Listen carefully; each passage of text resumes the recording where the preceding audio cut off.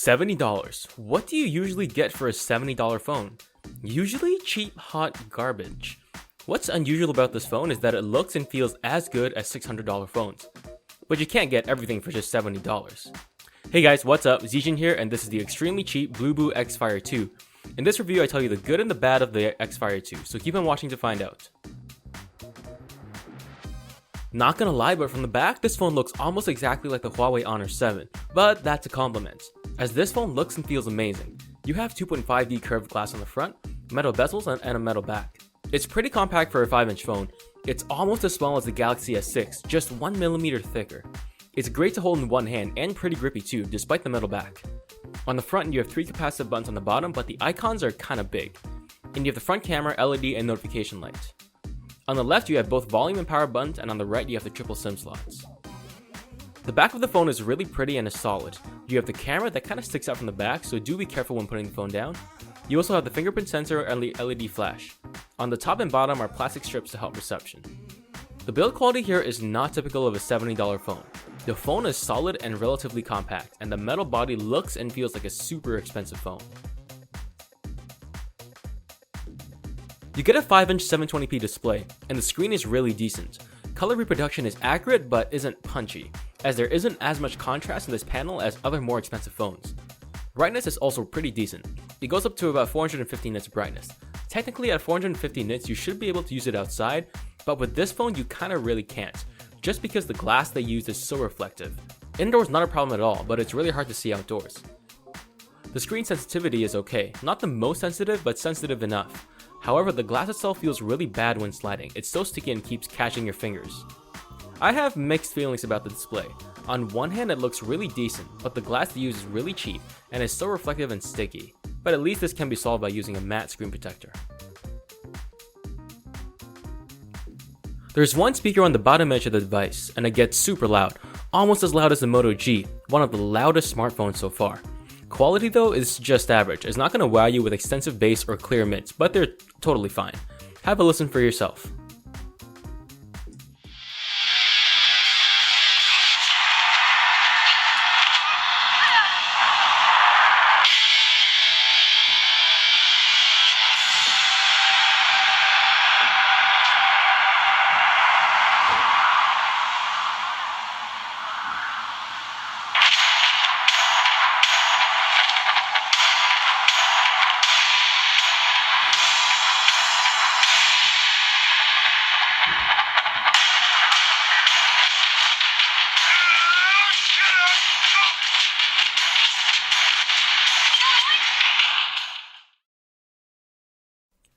So, battery life. This phone has a 2150 mAh battery, probably the phone with the smallest battery I've tested so far. But it also has a low power MTK6580 processor. Let's see how well it does. I did 2 tests. First, I reloaded a web page every 10 seconds and the phone died after 6 hours and 2 minutes. Then I looped the video until it died and it lasted for 7 hours and 25 minutes. So these numbers are average in the grand scheme of things, but pretty good for such a small battery. Here's a more real life battery test. I unplugged at about 6 AM. I listened to podcasts for about 2 hours, did an hour or so of news and Reddit, played an hour of games, and I had about 25% left at 16 hours later. This is really decent. I'm really impressed with how much battery life that could be squeezed out of such a small battery. So again, the battery life here is really decent despite the small battery, probably because of the 720p display and the low power processor. For light users, battery is great. Medium users, still great. You probably won't have to plug it in before the end of the day. Heavy users though, you will need to plug in earlier in the evening. We have Android 5.1 installed here, and performance is okay, maybe below okay sometimes. There's no bloatware at all, but the phone uses really ugly custom icons that you cannot get rid of unless you install another launcher. In general, using the stock launcher is average smooth to below average smooth sometimes. When I installed Nova Launcher, it was great though. Surprisingly, launching apps and switching between them is almost as fast as the MTK6735 processor. The only times it was slower was when opening games. Let's talk about the fingerprint sensor. It's on the back below the camera, which is, in my opinion, the best place to put a fingerprint sensor. And it also has a must-have feature for any fingerprint sensor, which is the ability to just touch the sensor to turn the phone on, like the Nexus 6P without having to press a power button or a home button like the Ulefone B Touch 3. So far so good, right? Accuracy though is another story. I would say it's about 90% accurate, but when it rejects your finger, it's so fast that when you place your finger on a second time, it unlocks almost immediately. Overall though, I'm really satisfied with the fingerprint sensor here. So performance wise, you're not going to be able to play intense games like first person shooters, but casual games like Candy Crush, Crossy Roads, and Supercell's new Clash Royale all work perfectly. I ran Antutu as well and got a score of about 19,000, which is super low, but I kind of expected it from this chip. You're gonna get GSM and 3G reception on this phone. No LTE here though, sorry. Reception in general was pretty decent. Bluetooth, Wi-Fi, and GPS also work well.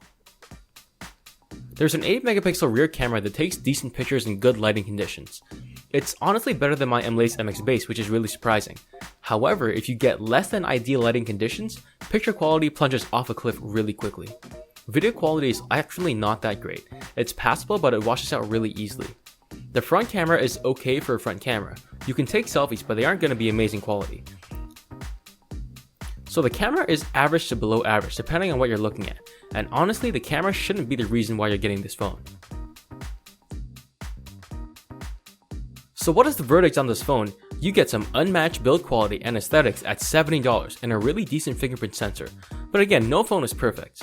So first, the glass is really reflective and sticky, but a matte screen protector solves that, mostly. The phone is also not for the power user, as the MTK6580 really isn't powerful enough for that. So who do I recommend this phone to? If you have a parent or a friend who wants a cheap phone, and they do like things like texting, news, browsing, and like games here and there, and they want a good looking and great feeling phone, then this is the phone for you. Thank you so much for watching and have a great day. Be sure to check out any of my other videos and hit subscribe as well.